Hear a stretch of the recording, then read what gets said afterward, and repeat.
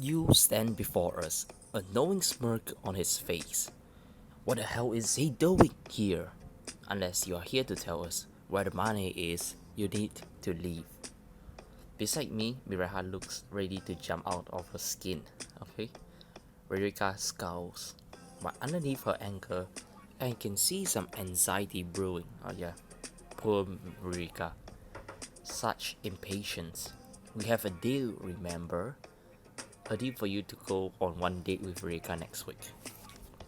So why are you here? Because there has been a change of plans.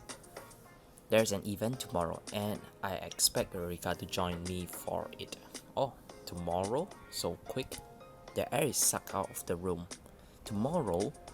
Yes. That's not a problem, is it, darling? Rika heaves a heavy sigh. It's fine. Let's just get it over with. What do I do? Accept her decision. Tell her she doesn't have to, you know. Rika, you don't have to do this. Oh, so it's you who tell her what she can or can't do? Rather, archite, don't you think? Archite? You are the one who is forcing her to go on a date with you. Orange is fine. I just want to get this out of the way so I never have to think about this creep ever again. After all date, you want to do nothing but think about me, I can assure you. I wonder what you is scheming. I'm not sure if it's just genuinely going on a date or he's trying to do something crazy. I don't think I've ever wanted to punch someone so bad in my life. How deliriously optimistic of you. Tomorrow then, I'll see you at 11. He heads for the door, but not before looking over his shoulder and calling back. And make sure you leave them at home. He slams the door behind him. Everyone sheepishly turned their attention to Ririka. Ririka, she puts her hand up defensively and heads for the kitchen. Look, I don't want to talk about it. I'm fine, and we have to work to do, okay? Miriha anxiously picked her nails. I'm orange. I don't think she's fine. Obviously, anyone can see that. I can't help but smirk. No kidding. No, I mean obviously she isn't acting fine, but today is the festival of the fallen star. The what? What are you talking about? Humans don't worship the star like us. Well, falling star never gave them power, so I guess it makes sense. What are you both talking about? The festival and the fallen star is a sacred dragon holiday. The fallen star is what gave us power.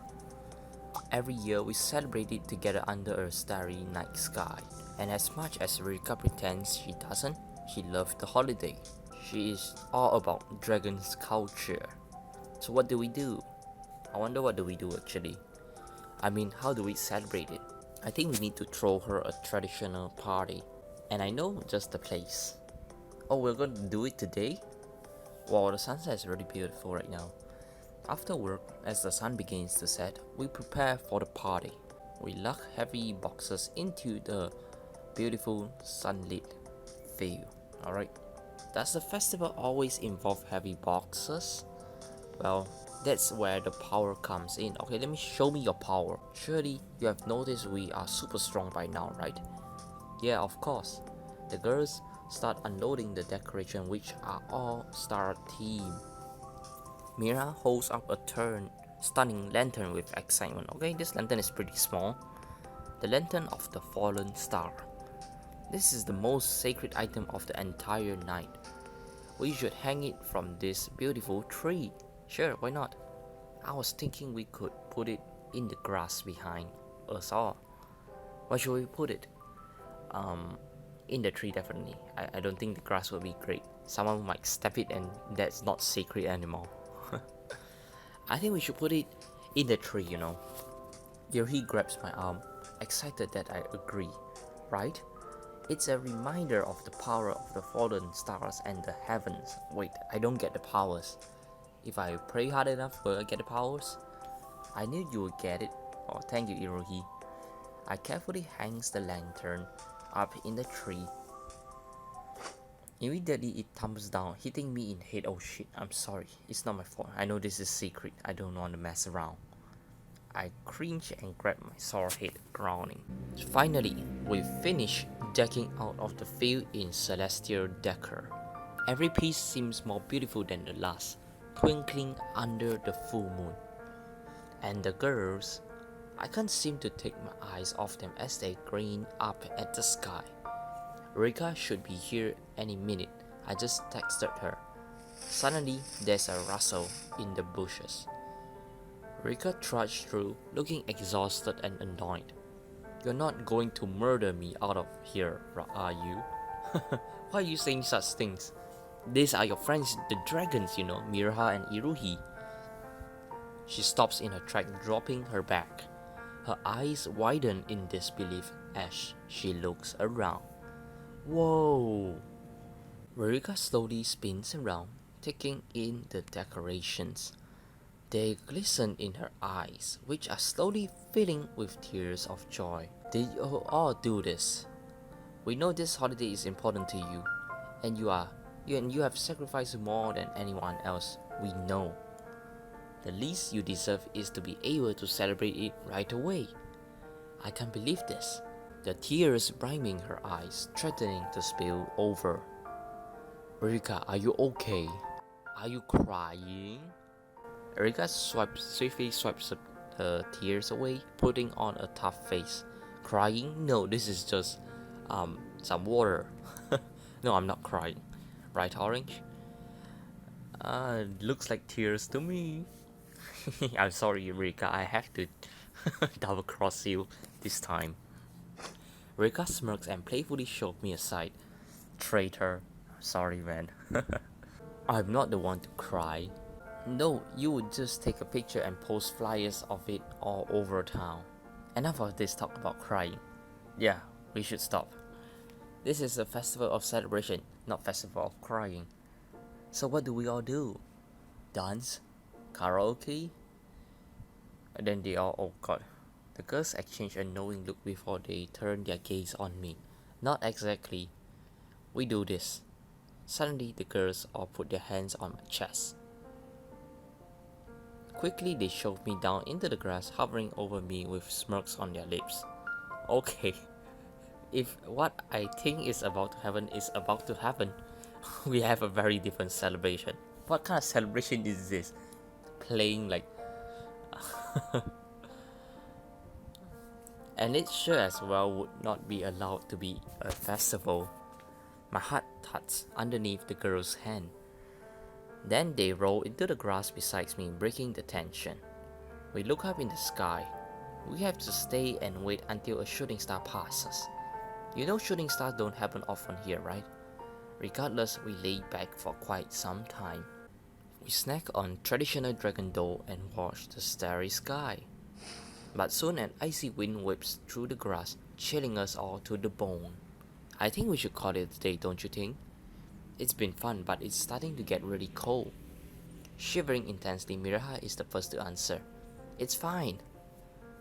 We can wait longer. What do I do?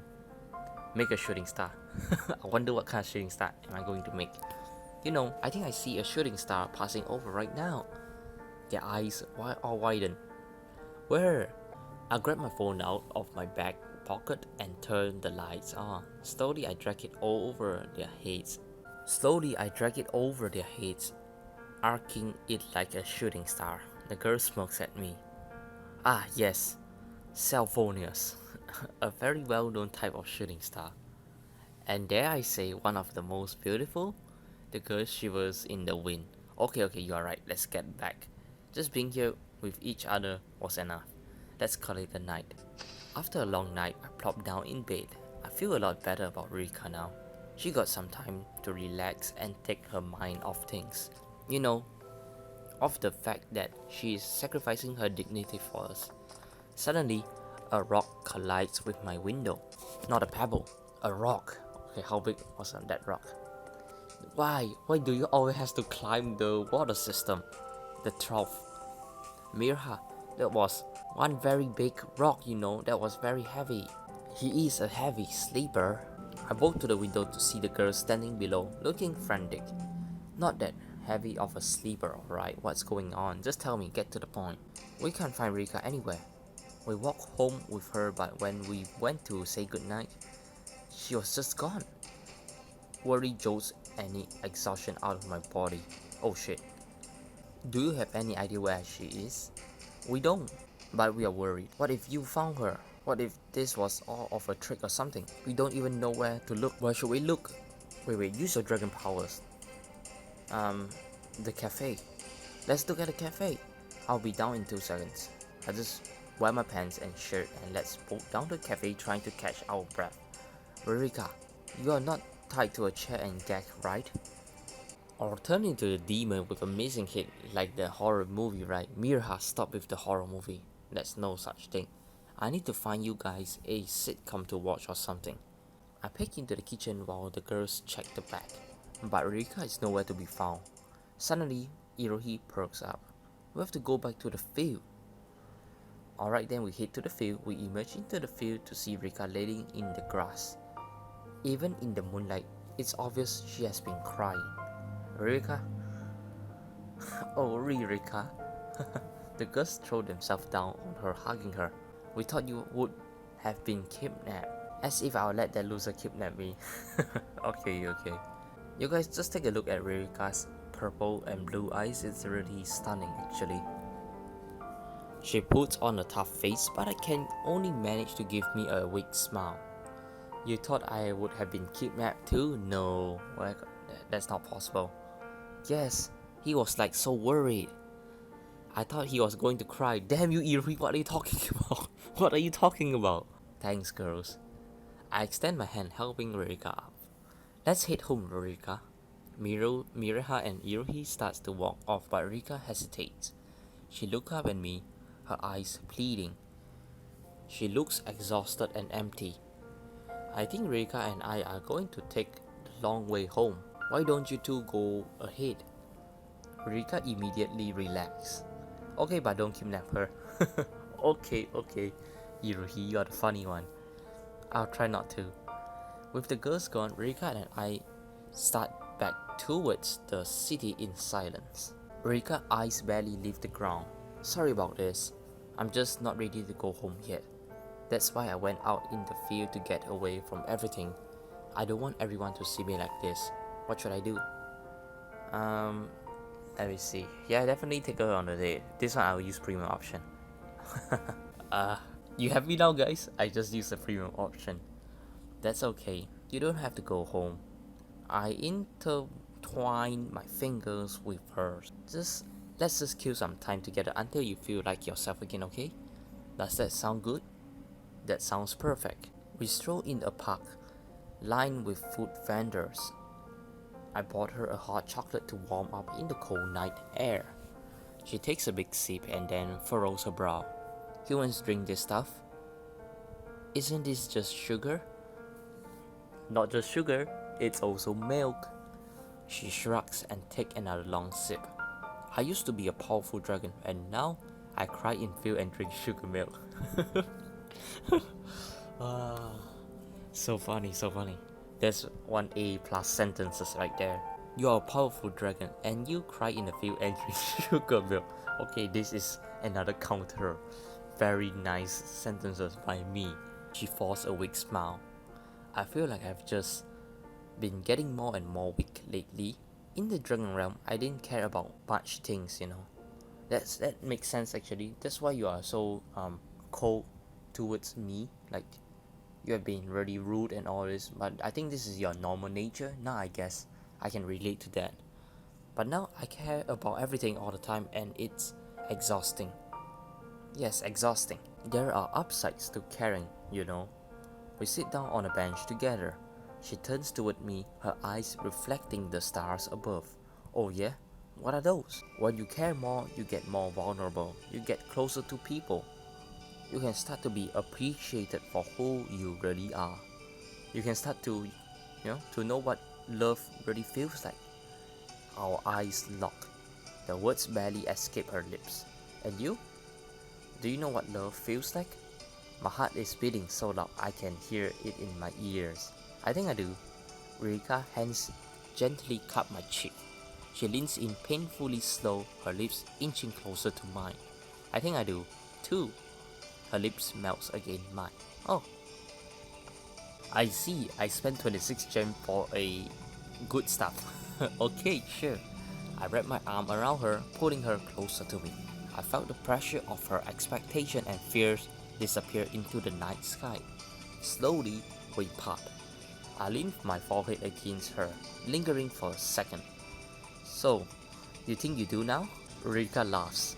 I think that's a conversation for another time, don't you think? I think that's you still being afraid. Maybe. She leans in yet again, giving me one more firm peck on the lips. Okay. But at least I'm not afraid of doing that. I ain't afraid of doing that anymore. Right now, I think you are the strongest you have ever been. And this, with you, it does make me feel stronger. And after tomorrow, Ririka, I will be with you every step of the way tomorrow. I won't let him do anything to you. There is a sparkle in her eyes. I know, you silly, lovesick human. She stands up, still nursing her coca. We should get back before the girls think I have been kidnapped or worse. Rika tucks my hand, pulling me along. Thank you for this, Orange. Truly. I walk back home alone after dropping Rika off. After a night of comforting her, now I have to face my own feelings. Tomorrow, Ririka has to go on a date with you. I just hope we can make it through this and save the cafe.